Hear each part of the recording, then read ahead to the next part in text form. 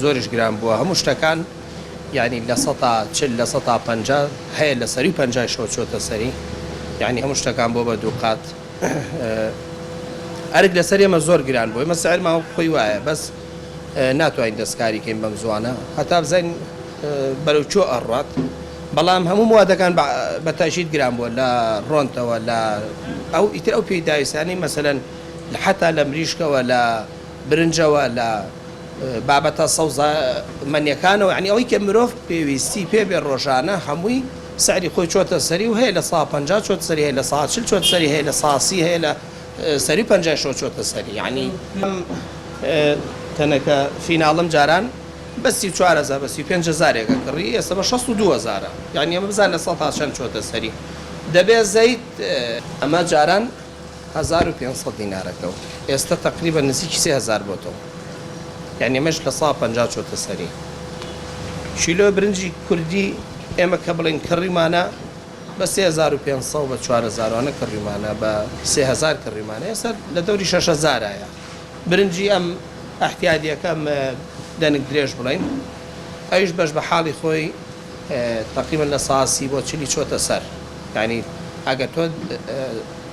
کیسێکی 5 کیلۆیی مەسەلەن بە 6000 7000 کڕیت ئێستا بە 10000 بە 100,000 هەموو شتەکان چۆتە سەری هەموو شتەکان گران بووە ینی کەسیش نازانێ هۆکارەکە چییە ینی کەس نازانێ هۆکار چییە لە شتێکی عالەمیە یان هەر ناوخۆی خۆمانە نایزانین هەتا ئێستش هەر سادێکمان بە 2000 فرۆشتۆ تا ئێستش هەر بە 2000 فرۆشین بەڵام ناچار ئەبین بیکەین بە 3000 یعنی بەدەست خۆمان نییە کولفە زیای کردوە لەسەرم بۆ نمونە هەموو خواردنێک بەلای کەمەوە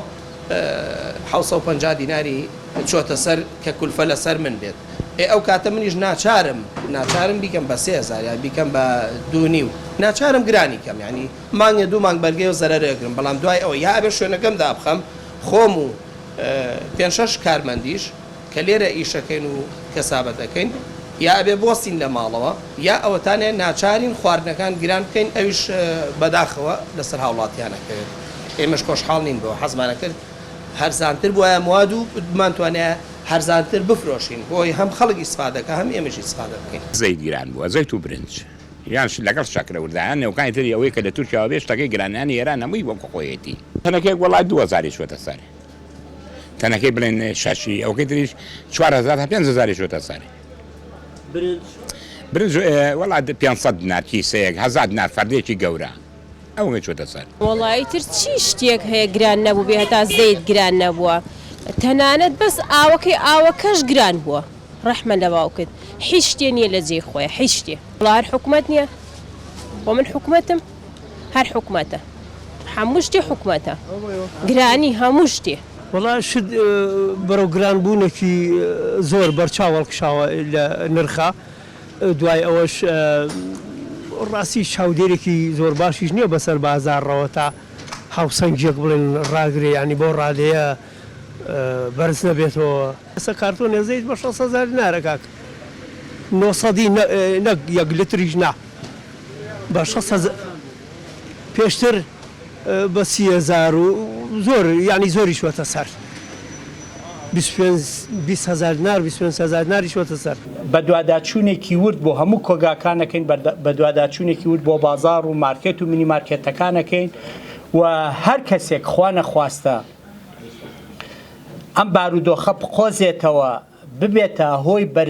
بەرزکردنەوەی نرخ دڵنیابن ئێمە ئیجراعاتیان لەگەڵا ئەکەین و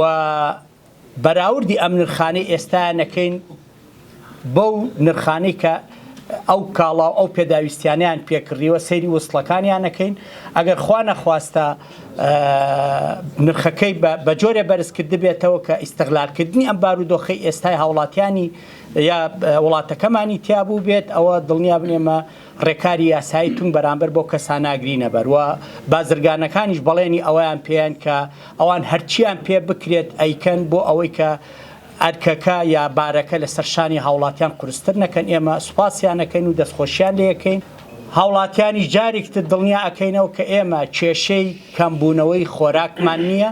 بە پێچەوانەوە خۆراکێکی زۆر لە کۆگاکانە هەیە و ئێمە ژۆکو حکوومەت بە دوواداچوونی وردەکەین واروەها